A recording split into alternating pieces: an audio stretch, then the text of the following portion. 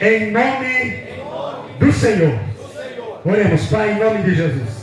Aqui está o teu servo, Pai, o teu filho, meu Deus, que se dispôs, ó Deus, com toda a voluntariedade, vir a pregar, Pai, neste ambiente, nesta igreja, que também é a mesma família de Deus. Usa-lhe, Pai, como sempre tem usado nos altares ali de Santo André, nas igrejas, e que ele se dispôs juntamente com a sua esposa de estar aqui também, Pai, pregando a sua palavra. Usa-lhe, Pai, com toda a graça e autoridade, não o que queremos, mas o que precisamos, para a honra e glória do teu nome. E você diga amém.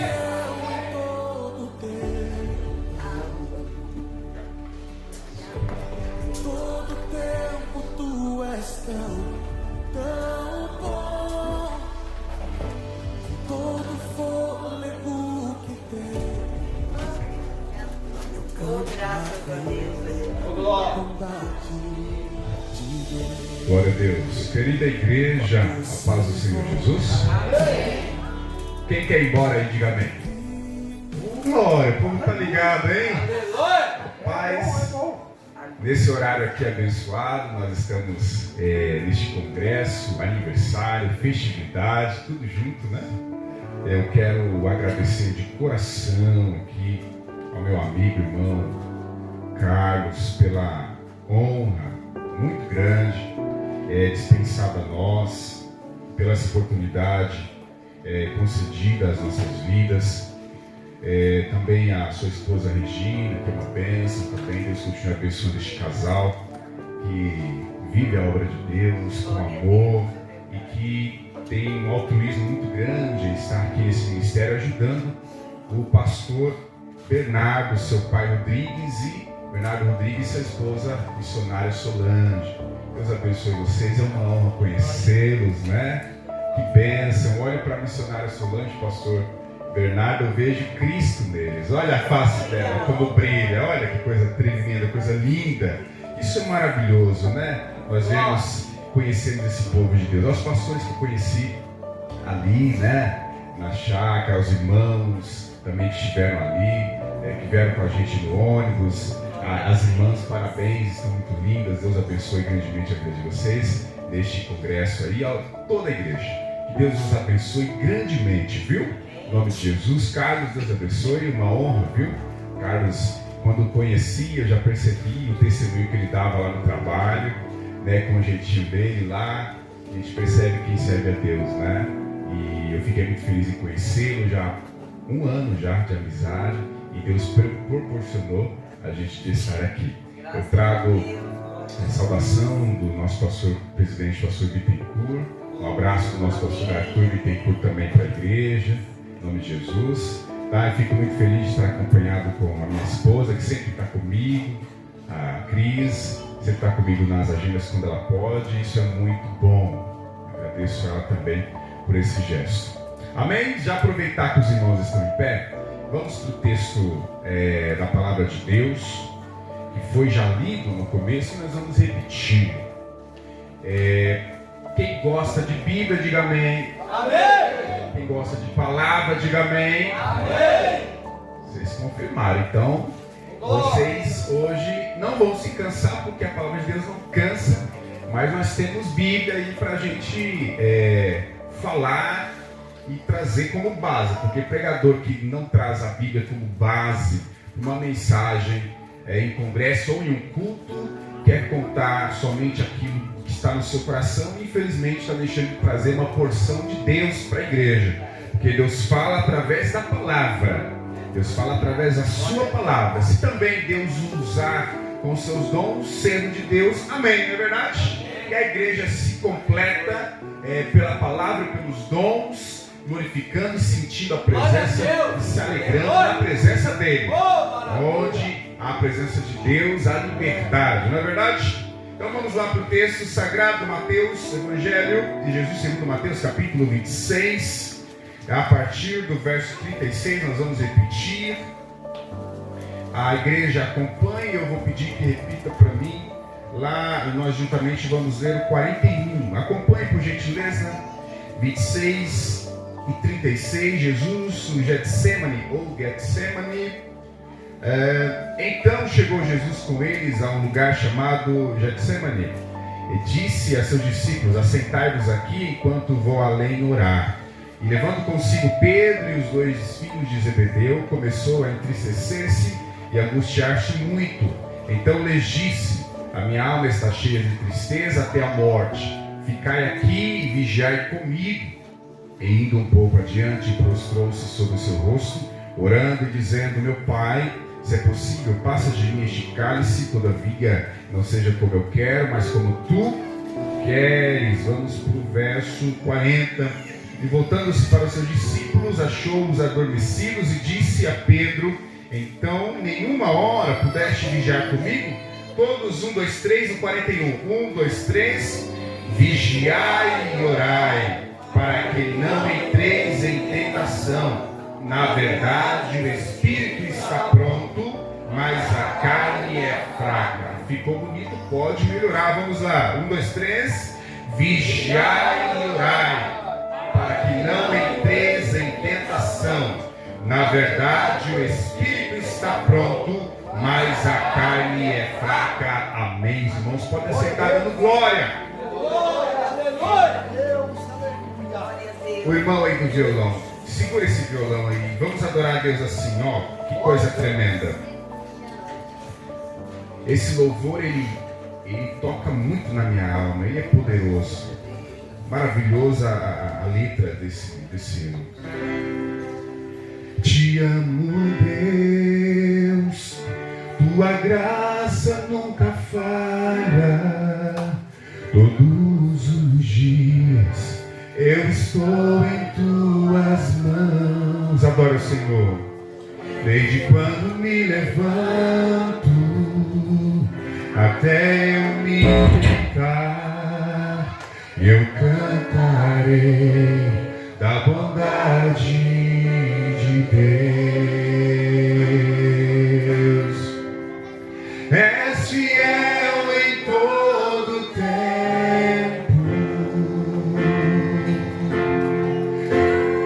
em todo tempo tu és tão bom, com todo o fôlego que tenho, eu cantarei da bondade de Deus. Com a doce voz que me guia em meio ao fogo, na escuridão, tua presença me conforta.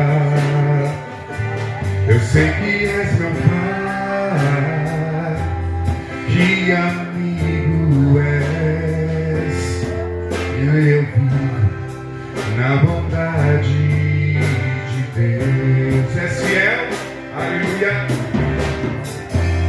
És fiel em todo tempo, em todo tempo tu és tão bom, com todo o fôlego que tenho, eu cantarei da bondade de Deus. És fiel, aleluia. És fiel em todo tempo. Glória a Deus. Em todo tempo tu és tão bom, com todo o fôlego que tenho, eu cantarei a bondade de Deus. Amém. Glorifica o Senhor, Ele está aqui nesta noite. Glória a Jesus. Queridos, eu quero desde já parabenizar aos irmãos pelo trabalho que está sendo feito aqui em Botucatu. Rubião Júnior, nessa igreja abençoada, AD Botucatu, Ebenezer. Glória a Deus. Nós lemos o texto amado, que é base aqui para a nossa reflexão, foi escolhido para esta festividade. E estamos diante de uma passagem poderosa, uma passagem em que nós vemos Jesus, onde ele se aproxima da sua morte e ele passa por uma agonia muito grande. E Jesus, ele ali em Getsemane, que é um jardim ao pé do Monte das Oliveiras, o significado é prensa de azeite. Getsemane, prensa de azeite. Ali Jesus, ele foi orar e demonstrando profunda agonia, sabendo já o que ele enfrentaria, Jesus vai para a oração, mas ele não vai sozinho. Vou repetir, Jesus ele vai para a oração, aleluia, mas ele não vai sozinho. Aqui já tem lição para a gente. Quantas vezes nós enfrentamos dificuldades, nós enfrentamos provações terríveis, e por algum motivo, por orgulho ou por não querer contar o que está passando, o que está se passando em nossa vida, nós nos fechamos e vamos às vezes para um propósito sozinho. Não está no meu esboço, mas abro um parênteses aqui. Eu creio que é a voz de Deus que está falando conosco o seguinte: quando a situação apertar, chame alguém. Não vá para o Getsemane da sua vida sozinho. Sempre tem uma irmã que ora, sempre tem uma irmã que se consagra, sempre tem um obreiro com intimidade com Deus, sempre tem um pastor de Deus para te auxiliar. A primeira lição nessa noite: não vá para a prensa de azeite sozinho. Alguém que Deus preparou para orar com você vai te ajudar e você vai passar por essa situação em nome de Jesus. Não vá para a agonia sozinho. Sempre tem um servo de Deus, uma serva de Deus consagrada que vai te ajudar. Aleluia. Após Jesus exortá-los, aqui os seus discípulos 3 vezes, ele seguiu com uma missão, que era a missão salvadora, redentora da humanidade, para todos aqueles que creem nela. Mas antes, ele, após a primeira repreensão, a frase de Jesus a Pedro é o nosso tema hoje. A frase que Jesus utiliza é o nosso tema hoje: vigiai e orai. Vigiai e orai. Eu começo classificando aqui nessa reflexão, porque nós temos 2 verbos: vigiar e orar. E falando sobre vigiar, essa expressão vigiar aparece cerca de 61 vezes na Bíblia. Vigiar aparece cerca de 61 vezes na Bíblia. E orar, orando, orai, essa expressão aparece cerca de 370 vezes na palavra de Deus. A Bíblia ela traz diversas recomendações sobre vigilância. É o primeiro verbo que nós começamos a falar aqui. Mateus 24:42 diz: vigiai, pois, porque não sabeis a hora que há de vir o vosso Senhor. 1 Coríntios 16, verso 13 diz: vigiai e estáis firmes na fé, portai-vos varonilmente e fortalecei-vos.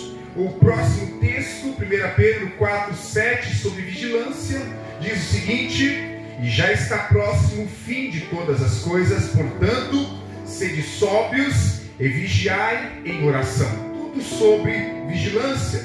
Primeira carta do apóstolo Paulo aos Coríntios, capítulo 15, 34, diz: vigiai justamente e não pequeis, porque alguns ainda não têm conhecimento de Deus. Ainda sobre vigilância, primeira carta de Pedro 5, verso 8 diz: sede sóbrios, vigiai, porque o diabo, vosso adversário, anda ao derredor, bramando como leão, buscando a quem possa tragar. Nós lemos textos sobre vigilância, sobre vigiar, sobre tomar cuidado. E vigiar é isso: vigiar é ficar atento, vigiar é ficar atento. E vigiar é estar em estado contínuo de alerta, ficar acordado, prevenir a queda. Vigiar também é prevenir uma queda. Jesus, ele gosta de crente que ora, mas ele também gosta de crente que vigia. Gosta de crente que não vacila, pois o crente que vigia, ele não vacila. Mas aquele crente que não vigia, pode perceber, está vacilando toda hora. Mesmo que ele ora, ele é um orador que vacila. Mesmo que ele cante, ele é um cantor vacilão.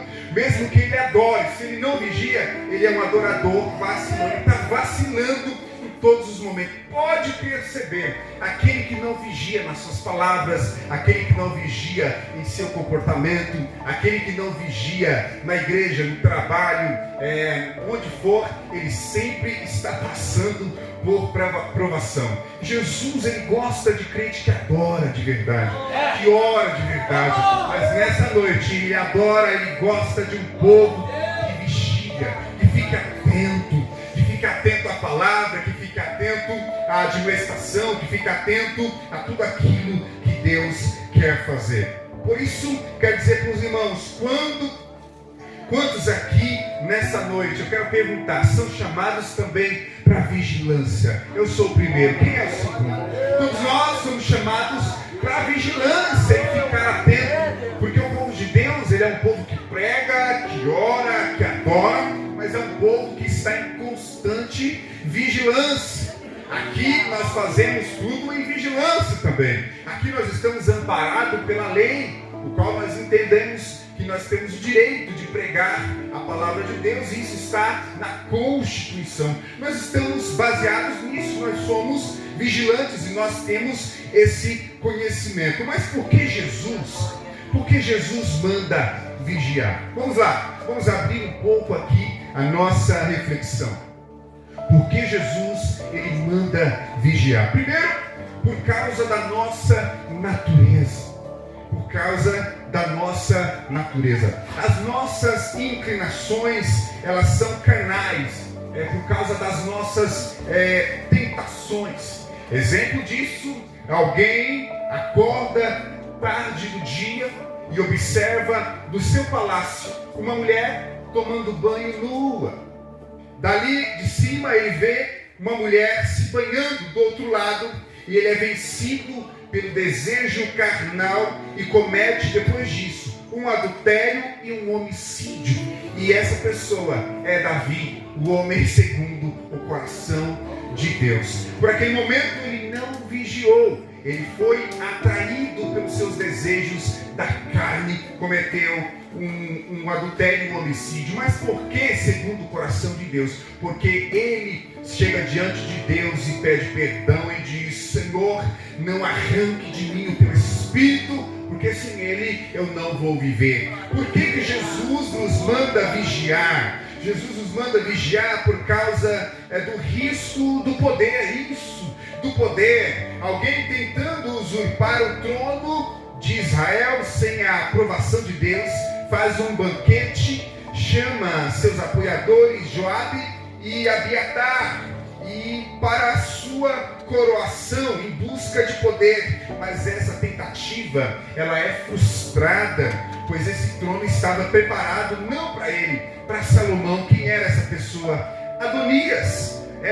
E ele faz isso em busca de poder. Novamente eu pergunto, por que Jesus nos manda vigiar? Primeiro, por causa da nossa natureza, que é pecaminosa. Segundo, por conta do risco do poder. Terceiro, Jesus nos manda vigiar por causa do dinheiro. Isso mesmo, por causa do dinheiro. Há alguém tentando enganar Naamã. Ele curado após Eliseu, orar por ele para obter presentes e dinheiro, fica leproso. Ele fica leproso. Quem é esse? Geazi.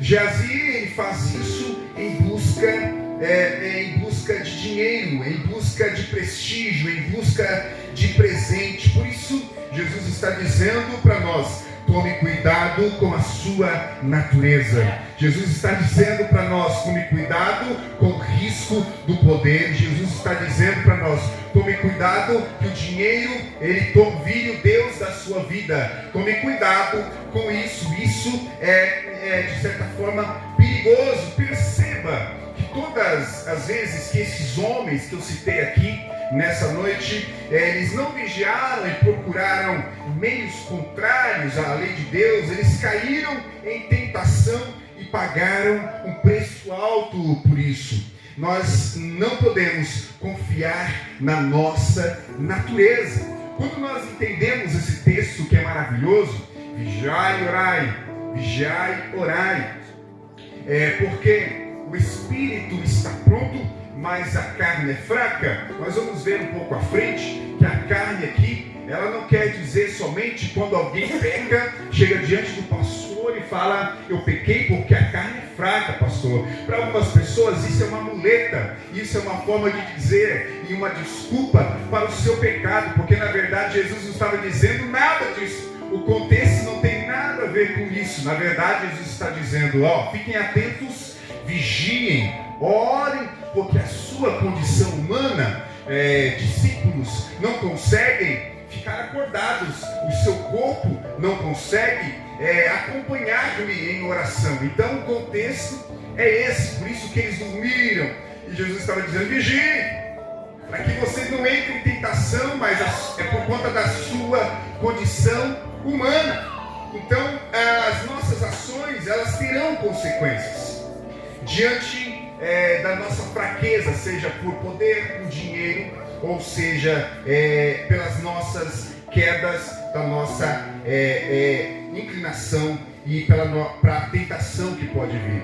A Gálatas 6, verso 7 diz, olha que texto forte: não erreis, Deus não se deixa escarnecer, porque tudo que o homem semear, isso também ceifará. Um exemplo simples para isso, bem rasteiro: se alguém plantar melancia, colocar uma semente de melancia, vai nascer abacate? Vai nascer o quê? Se alguém plantar uva, vai nascer melão? Vai nascer o quê? Então tudo aquilo que nós plantarmos irá nascer. Se alguém planta discórdia no meio do ciclo de oração, vai colher vitória? Não, vai colher discórdia para a sua própria vida.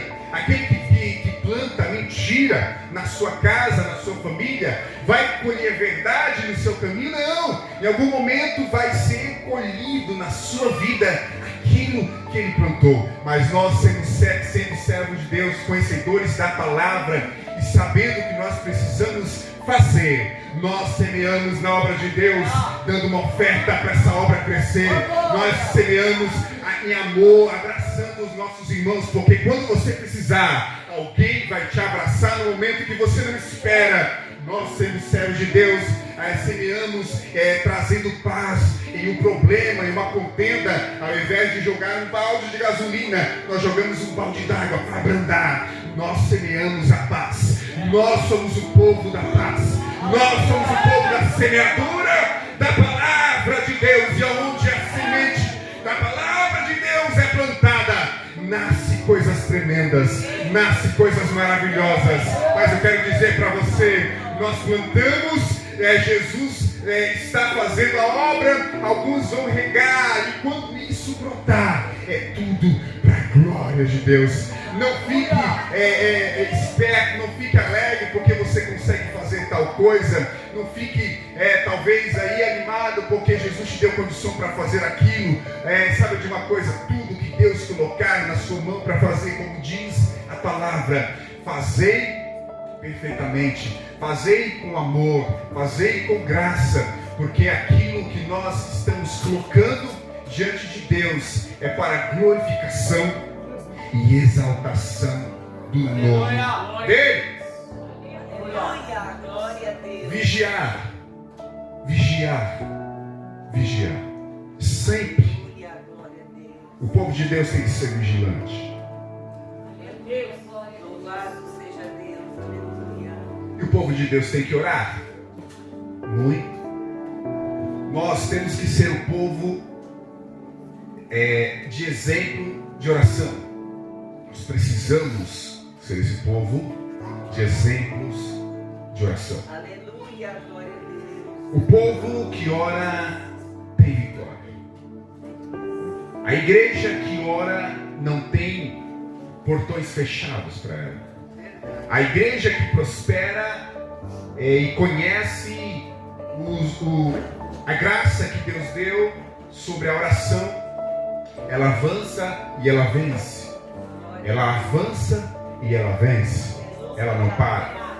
Mas por que nós entendemos que nós precisamos orar? Porque nós somos cristãos e praticamos o que? O cristianismo. Quem foi o fundador do cristianismo? Cristo. E se nós somos cristãos, praticamos o cristianismo, que o qual o fundador foi Cristo, nós temos que saber que Ele foi o primeiro que orou. Jesus é o maior exemplo de oração. Jesus foi o maior exemplo de oração. E eu perguntei para a igreja se a igreja gosta de Bíblia. Não é porque eu queria saber da resposta, não. É porque quando nós falamos de oração, Jesus em ação, orando, olha a Bíblia aí, segura a Bíblia, se alimenta da palavra. Olha Jesus orando, irmão, como exemplo para nós. Vigiai, nós já falamos da vigilância. Agora orai. Jesus falando orai. Jesus falando orai. Por que Jesus falou orai? Olha só. Jesus orou no seu batismo. No seu batismo. Lucas capítulo 3, verso 21. Jesus orou num lugar solitário. Marcos capítulo 1, verso 35.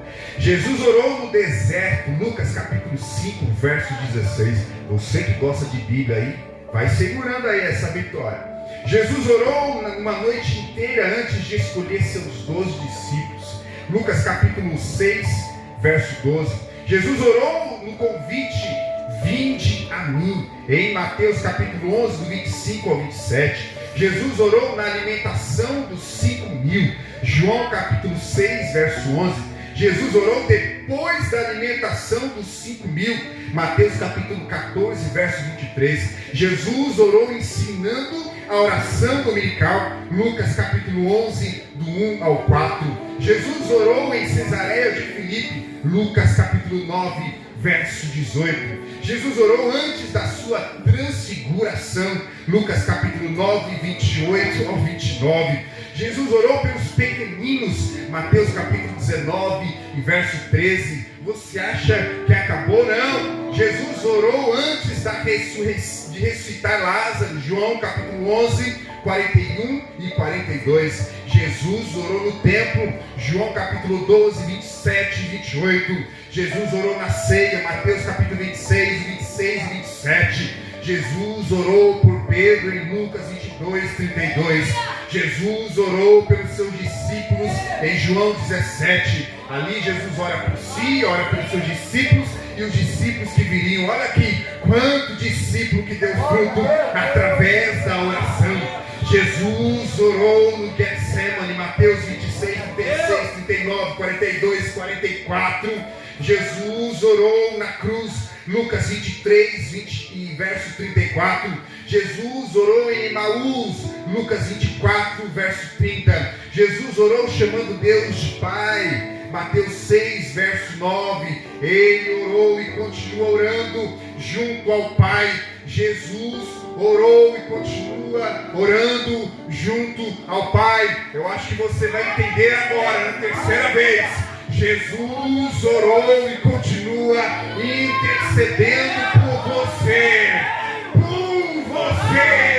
Junto ao Pai. Se isso não tocar a sua alma, você precisa ressuscitar. Jesus orou e continua orando por você junto a Deus. Quando se coloca a causa dessa igreja para que ela cresça, Jesus está lá junto ao Pai. Vai crescer, vai prosperar, vai construir, vai reformar, vai ficar bonito para a glória dele. Quando você coloca uma situação da sua casa, do seu filho que está na droga, Jesus orou, ele continua orando por isso junto ao Pai. Quando você coloca o seu esposo, sua família diante de Deus para que ele faça a obra, Jesus já orou, mas ele continua orando por essa causa junto ao Pai. Ele ora por nós, ele ora por você. O maior exemplo de oração, não tem outro, é Jesus mesmo. A Bíblia diz, em João capítulo 3, verso 6, nós falamos de vigilância, nós falamos de oração. Chegou o momento da gente falar sobre espírito e carne. João 3, 6 diz que o que é nascido da carne é carne, e o que é nascido do espírito é maravilha. O que é nascido da carne é? O que é nascido do espírito é? Maravilha.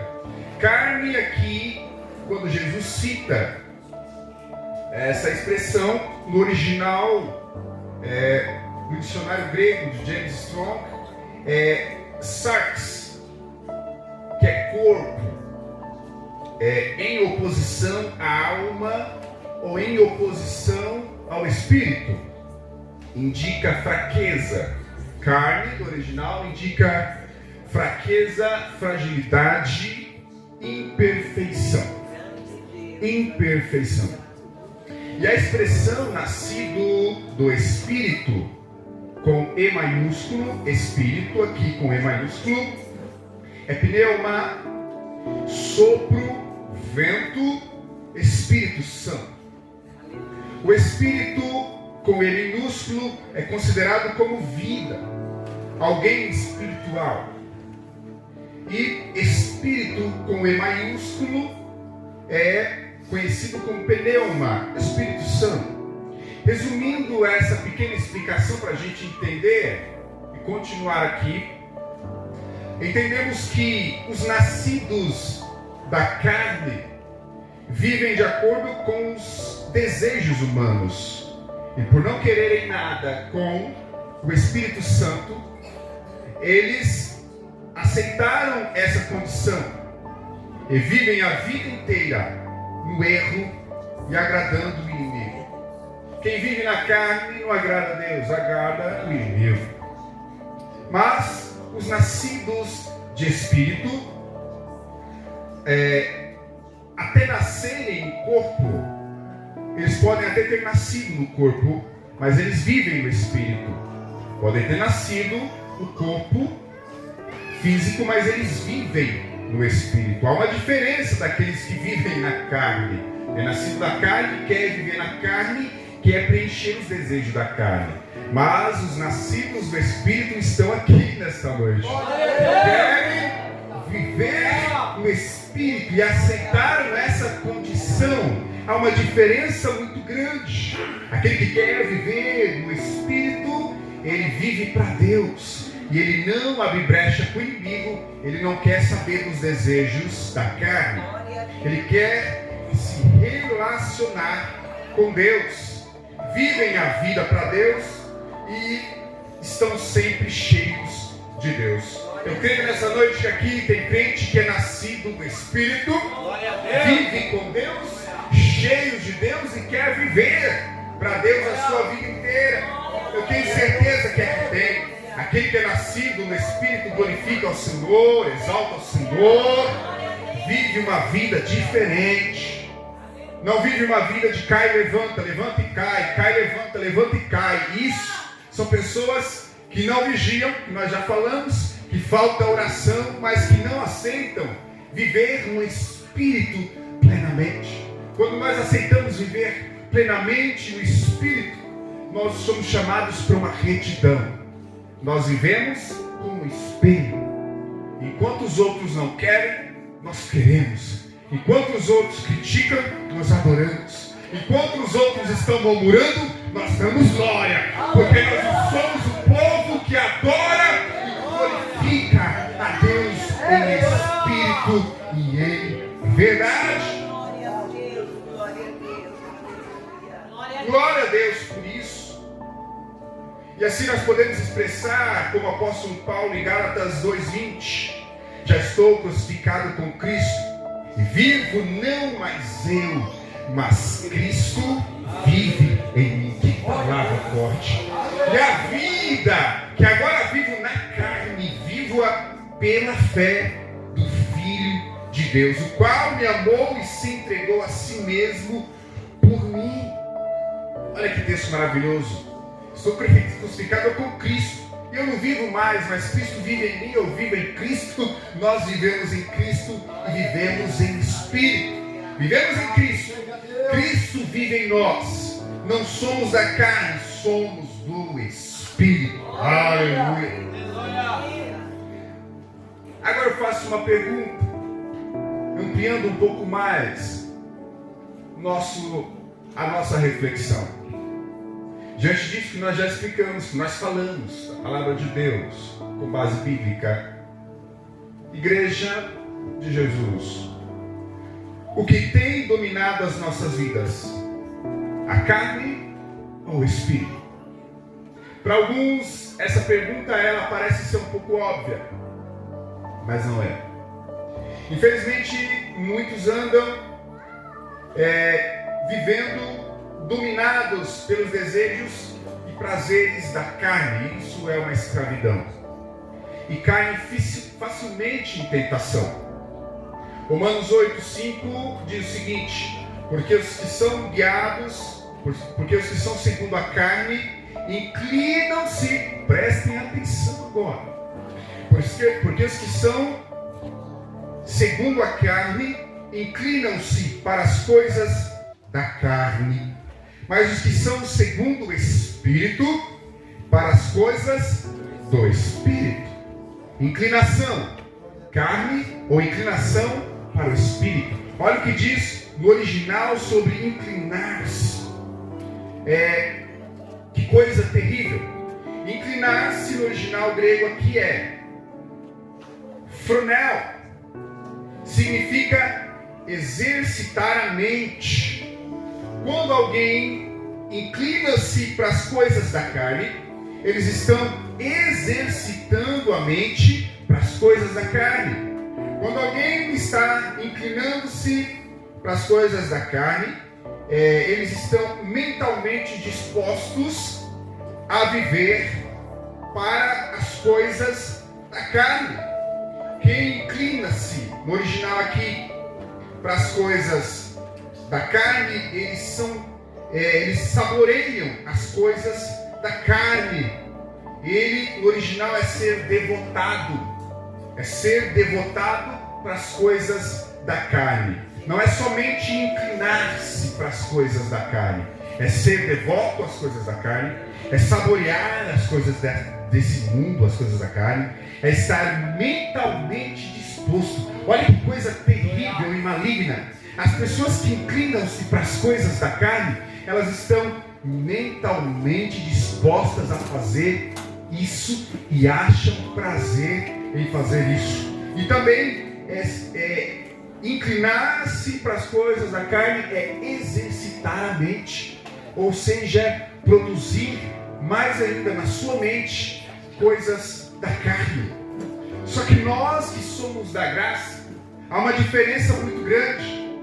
Nós inclinamos não para a carne, como diz o texto, mas nós nos inclinamos para as coisas do Espírito.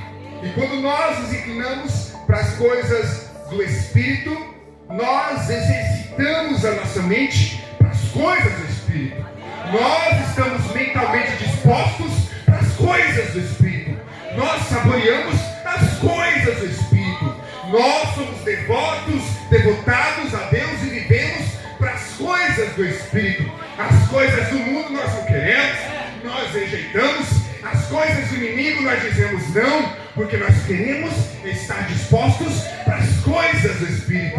E as coisas do Espírito, resumidamente, é adorar, é glorificar, é pregar, é evangelizar, é orar, é jejuar. A nossa mente é inclinada para as coisas do Espírito. É dizer: Senhor, obrigado pelas coisas do Espírito que deixastes para nós. Nós o adoramos, nós o reverenciamos, nós glorificamos a Ti. Nós rejeitamos a inclinação da carne, mas nós abraçamos a inclinação do Espírito. Quem está inclinado pelo Espírito nessa noite, levante a sua mão, glorifica a Deus, porque Ele gosta que você expresse essa verdade.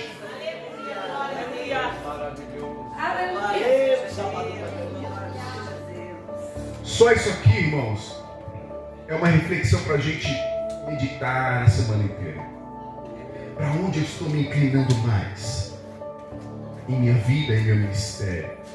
No meu trabalho, eu me inclino mais para fazer sempre o que as pessoas falam e dar aquele jeitinho para que eu consiga uma comissão melhor. Eu estou me inclinando às coisas da carne quando nós tentamos fazer o jeitinho brasileiro. Não existe isso, né? Infelizmente virou uma expressão errônea. E infelizmente porque alguns aceitaram isso. Será que nós estamos nos inclinando dentro da onde nós estudamos lá na faculdade para as coisas do Espírito ou para as coisas da carne? Quando um amigo seu chama você para fazer isso ou aquilo após a escola, após a faculdade, para onde está a sua inclinação? Pense nisso, é uma reflexão. Agora, como algo fraco, como a carne, pode vencer o espírito pronto e levar alguém para a tentação? Porque é isso que o texto diz. Vigiai, o espírito está pronto, mas a carne é fraca. Como que algo fraco como a carne pode vencer um espírito pronto? Como que isso acontece? Para a gente refletir. Primeiro, a carne possui seus aliados para que isso aconteça. Não é tão simples assim. Como que a carne vai vencer um espírito pronto? Meu espírito está pronto, a carne pode me vencer?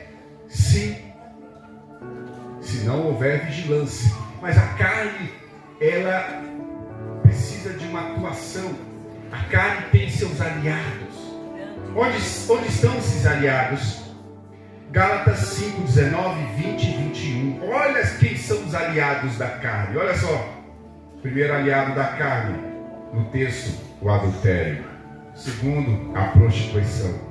Terceiro, a impureza. Tudo aliado da carne, tudo parceiro. Quarto, lascívia, assim vai. Idolatria, feitiçaria, inimizade. Segue.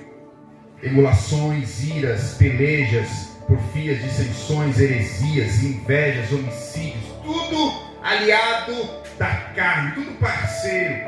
Tudo no bojo. Homicídios, bebedices, glutonarias e outras coisas semelhantes a essas. Fruto da carne. Aliados da carne que fazem o espírito pronto ser derrotado. Quem tem uma inclinação para isso e não vigia é derrotado. Mesmo com o espírito pronto, com o corpo, com a mente disposta, se não vigiar, tudo isso aqui vai fazer com que a pessoa caia em tentação. Mas o texto não para por aí, porque a partir do verso 22 nós temos os aliados do Espírito. Coisas importantes que todo servo e serva de Deus precisa produzir ou reproduzir, que são os aliados para que o meu espírito pronto continue agradando a Deus. Olha só que coisa tremenda. O verso 22, o fruto do Espírito é, primeiro, amor. Segundo, gozo, paz, longanimidade, benignidade, bondade, fé, mansidão, temperança e muita vigilância, com muita oração. Olha os aliados para o Espírito, inclinação para o Espírito. Toda vez que você precisar de algo contrário à carne, vai amar o seu próximo. Primeiro é amor, fruto do Espírito é amor, depois o gozo, paz, traz paz para alguém, produza paz, seja longânimo, benigno, seja bondoso, tenha fé, produza fé em alguém, seja manso, tenha temperança. Esses são os aliados do Espírito. E muita vigilância com muita oração. Muita oração. É interessante nós observarmos alguns comportamentos. Pode perceber. Aquele que é vigilante e não ora, ele se torna um crente desconfiado. Tem uma diferença nisso. E aquele que ora, mas não vigia, ele pode se desapontar com os outros. Conseguiram entender? Vou repetir novamente. Por isso que tem que ter as duas coisas: vigilância e oração. Vigiar e orar. Por quê? Um sem o outro não dá certo. Os dois caminham juntos. Aquele que é vigilante, mas não ora, se torna um crente desconfiado. Ele só vigia o que está acontecendo no ciclo de oração, para ver se o horário do ensaio começou certo ou demorou. Ele só vigia para ver se os pastores estão combinando terno e gravata, porque depois ele vai criticar para outro lá no final do culto. Ele é vigilante nesse aspecto. Ele é vigilante para saber se os músicos tocaram o hino na nota certa ou desafinou durante o hino. Ele é vigilante. Ele se torna um crente desconfiado. Por quê? Porque não ora. Mas aquele que ora não vai ficar preocupado com essas coisas. Aquele que ora e vigia consigo mesmo, com sua própria carne. Ele é exemplo de si mesmo. E nessa noite, encerrando, eu quero lembrar os irmãos. Lembrando do tema maravilhoso. Lembrando sempre a todos. Lembre alguém após esse congresso, esse aniversário, essa festividade. Lembre alguém semana que vem. Lembre alguém mês que vem. Fale esse texto para alguém. Vigiai e orai, para que não entreis, para que você não entre em tentação. Porque na verdade o seu espírito está pronto, viu? Mas a carne é fraca. Ninguém vai ficar triste com isso, porque é texto da palavra de Deus. Vigie e ore. O espírito está pronto, mas a carne é fraca. Vigilância, oração e intimidade com Deus. Assim venceremos o mundo e venceremos a carne. Para encerrar, vou repetir: vigilância, oração, intimidade com Deus. Assim venceremos a carne e venceremos o mundo. Quem crê, aplauda o Senhor porque Ele merece. Deus abençoe. Agradeço de coração pelo carinho. Todos os dias eu estou em tuas mãos. Desde quando me levanto até eu me deitar, eu cantarei da bondade